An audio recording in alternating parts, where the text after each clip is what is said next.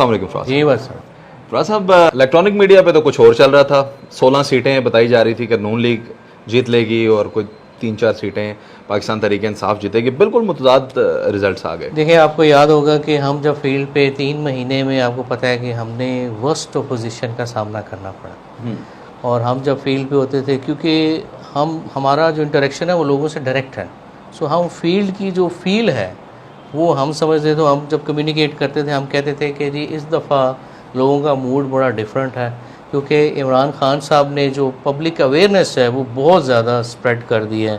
और अब अल्हम्दुलिल्लाह आज as a Pakistani, as a Punjabi, मुझे इतना फ़ख्र फील हो रहा है अपने मुल्क के ऊपर, अपने सूबे के ऊपर, अपने लोगों के ऊपर, कि जिस तरह उन्होंने एक पॉलिटिकल मैच्योरिटी का मुजाहरा किया है, जिस तरह उन्होंने ये बताया है उन कुव्वतों को कि इमरान खान को हमने मैंडेट दिया था, आपने हमारा मैंडेट चोरी किया, और उस गवर्नमेंट को आपने डॉलरों के ओस चलता किया, जो कि पूरी दुनिया में कोरोना के बायस और बड़े जो फाइनेंशियल क्राइसिस थे उसके बावजूद 6% पे ग्रोथ दे रही थी, हेल्थ कार्ड दे रही थी, किसान कार्ड दे रही थी, नौजवान को कर्जा दे रही थी। यानी कि कोई भी शोबा आप ले लें, लोग जो हैं, लोगों को आप बेवकूफ़ नहीं बना सकते। आप जितने मर्ज़ी डॉलर इस्तेमाल कर लें, जब ये लोगों की अवेयरनेस जो है वो मैच्योर हो जाती है, और पार्लिमानी सिस्टम में जो लोगों को वोट की ताकत है, और वो लोग अगर समझ जाएं तो उनके सामने कोई खड़ा नहीं हो सकता। और ये कल उसका अमली मुजाहरा आपने देखा है। फराज साहब, इलेक्शन डे पे तकरीबन 6 बजे तक पाकिस्तान तहरीक इंसाफ की तरफ से ये बात कही जा रही थी कि कहीं धांधली के इम्कानात हैं या धांधली हो रही है। फिर नताइज आ गए आपके हक में, और पहली दफ़ा ऐसा हुआ है कि नून लीग ने इसको एक्सेप्ट भी कर लिया। तो इस गेस्चर को आप कैसे देखते हैं? देखिए, मैं मेरी कल पार्टी की तरफ से ड्यूटी लगी थी PP83 खुशाब में।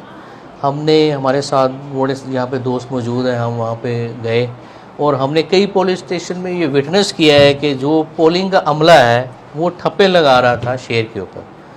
हमने ये खुद पकड़ा है, और तो हमने रिपोर्ट भी दी मुतलका वहाँ पे जो नहीं, इस चीज़ की कोई वीडियो एविडेंस वगैरह नहीं आपने लिए? देखिए, कई जब पोलिंग स्टेशन में आपको पता है कि जब उन्होंने मिली भगत करनी होती है ना, तो बड़ा चेक रखते हैं, आपको मोबाइल नहीं अलाउ करते, दूसरी चीज़ें। और पुलिस उनके साथ मिली हुई थी।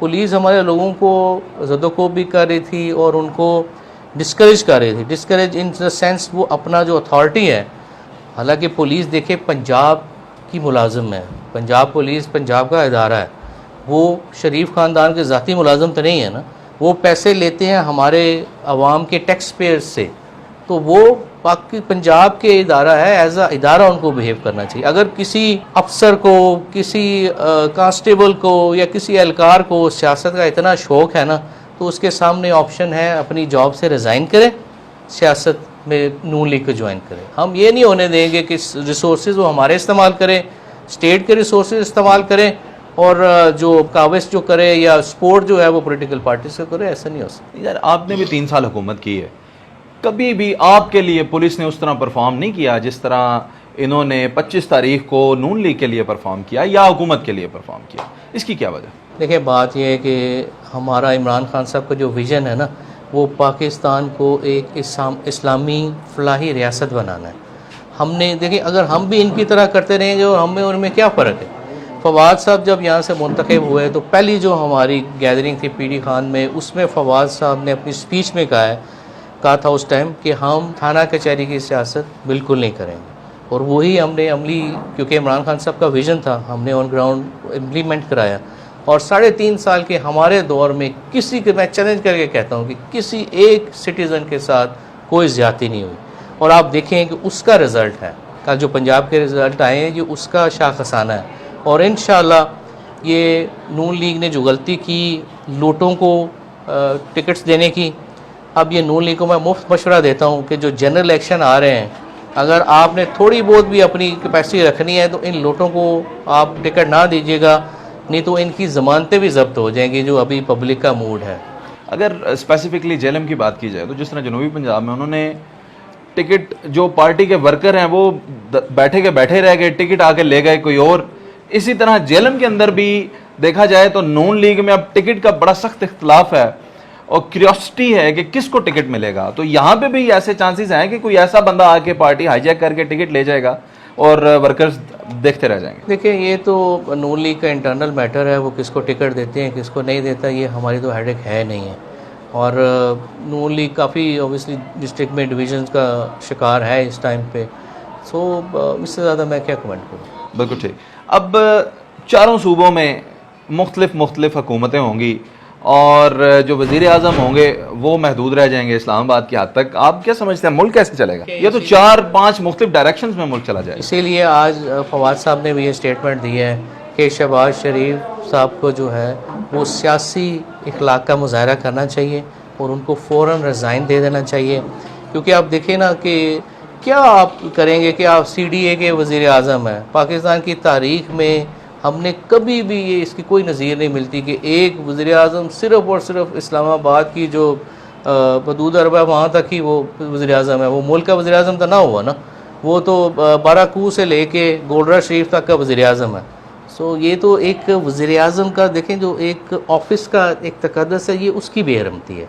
तो पाकिस्तान का वो ऑफ़िस है, तो कुछ तो कोई इखलाकी जो है मोरालिटी का वो ख्याल करें। आप खुद रिज़ाइन दे के घर जाएँ, जनरल इलेक्शन कराएं। जनरल इलेक्शन के अलावा और कोई सलूशन नहीं है पाकिस्तान के मसाइल का हल का। अब 22 के बाद आप दोबारा हुकूमत में आ जाएंगे, पंजाब के अंदर अब फिर आपकी हुकूमत होगी, तो जो रुके हुए प्रोजेक्ट्स हैं क्या वो दोबारा बहाली उनकी नज़र आती है? जिस तरह की अभी मैं मिसाल एक दे देता हूँ छोटी सी, जैसे अभी 50 करोड़ रुपए का कहा गया जनाब, वो जेलम में वो एक फंड रिलीज़ किया जाएगा एहसन इकबाल साहब की तरफ से, लेकिन जबकि वो तो एक बड़ा वसीतर प्रोजेक्ट था, तो अब उस प्रोजेक्ट का क्या होगा या दीगर पंजाब के जो प्रोजेक्ट्स? देखिए, जो लीला जेलम हमने बहुत मेहनत की, इमरान खान साहब की खुसूसी मेहरबानी हुई, फवाद साहब ने दिन रात उसके एक करके वो प्रोजेक्ट मंजूर करवाया। 16 अरब का वो प्रोजेक्ट था। इस साल जो अगर हमारी हुकूमत होती तो हमारा टारगेट था कि 6 अरब रुपए जो है वो हमने ADP में रखना था, और उस 6 अरब से अगले जून तक हमने जो 2 मेन फेजेज़ हैं, एक आपका जो PD खान से जलालपुर और जलालपुर से लेके बुखारी चौक तक हमने ये मुकम्मल करने थे और ट्रैवलेबल बनाने थे। क्योंकि हमें अपने लोगों की जो मुश्किलात है उनका बहुत जो है हमें तकलीफ़ होती है जब हम खुद भी वहाँ पे ट्रैवल करते हैं, फ़ीडबैक हमें मिलता है। तो बारिश हो जाए, आप देखें वहाँ पे तालाब जो है वो बन जाते हैं। हमारे लोग अगर कोई बीमार हो जाए वो इधर नहीं आ सकता, इधर के लोग उधर नहीं आ, कोई गमी खुशी का मौका हो तो लोगों को बेशुमार जो है ना मसाइल का सामना करना पड़ता है। सो हमारा पहली तरजीह ये थी कि इस रोड को हम स्पीडी बेसिस के ऊपर मुकम्मल करें, और अब इंशाल्लाह जब हमारी हुकूमत आ जाएगी तो पहला काम जो हम करेंगे इंशाल्लाह वो उस फंड की हम रिलीज़ कराएंगे। 6 बिलियन जो हमारा ओरिजिनल प्लान था इंशाल्लाह वो रिलीज़ होगा और काम बड़ी तेज़ी से जो है ना दोबारा रिज्यूम करेंगे इंशाल्लाह। मैं एक आखिरी सवाल आपसे ये पूछना चाहूँगा कि इंतकामी कार्रवाइयाँ बड़ी की गई हैं हुकूमत की जानिब से। इमरान रियाज का केस देखा जाए, शहबाज गिल का देखा जाए केस, आप क्या समझते हैं कि जब अब आपकी 22 के बाद आप हुकूमत में आते हैं, ये इंतकामी कार्रवाइयों का सिलसिला जारी रहेगा या आप इस चीज़ को लेट गो कर देंगे? देखिए, आज ही हमारी जो CEC की मीटिंग थी उसमें ये फ़ैसला किया गया है कि 25 मई को और कल के दिन जो तारीखी पुलिस की तरफ से मुजालिम ढाए गए हैं, रियासती दहशतगर्दी हुई है, उसमें एक लिस्ट बनेगी इंशाल्लाह, और उन ऑफिसर्स को जो पाकिस्तान को सर्व नहीं कर रहे थे बल्कि पॉलिटिकल डायनेस्टी जो शरीफ फैमिली उसको सर्व कर रहे थे, उनका कड़ा एहतसाब होगा इंशाल्लाह, और एक मिसाल बनाई जाएगी।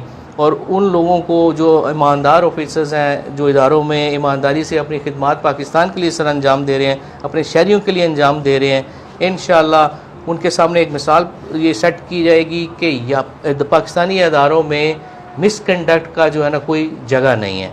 आपने जो भी कंडक्ट करना है वो पाकिस्तान की आइन और कानून के मुताबिक आप करेंगे। बिल्कुल सही। जैसा कि आप लोगों ने सुना कि फराज साहब के मुताबिक एक मुकम्मल लिस्ट बनाई जाएगी, उस लिस्ट के मुताबिक फिर ये देखा जाएगा कि कौन कौन से ऐसे अफसरान हैं जो कि पाकिस्तान को सर्व नहीं करते बल्कि अपने आकाओं को सर्व करते हैं। और मेरा ख्याल है कि ये वो वक्त है कि अब पाकिस्तान को ये इनिशिएटिव लेना चाहिए कि अदारे जो हैं वो आवाम के लिए ही काम करें तो बेहतर हैं। जब इनमें पॉलिटिकल इन्फ्लुएंस आता है तो फिर मुल्क के अंदर ख़राबी पैदा होती है। अपना बहुत सारा ख्याल रखिएगा, दुआ में याद रखिएगा। अल्लाह हाफ़िज़।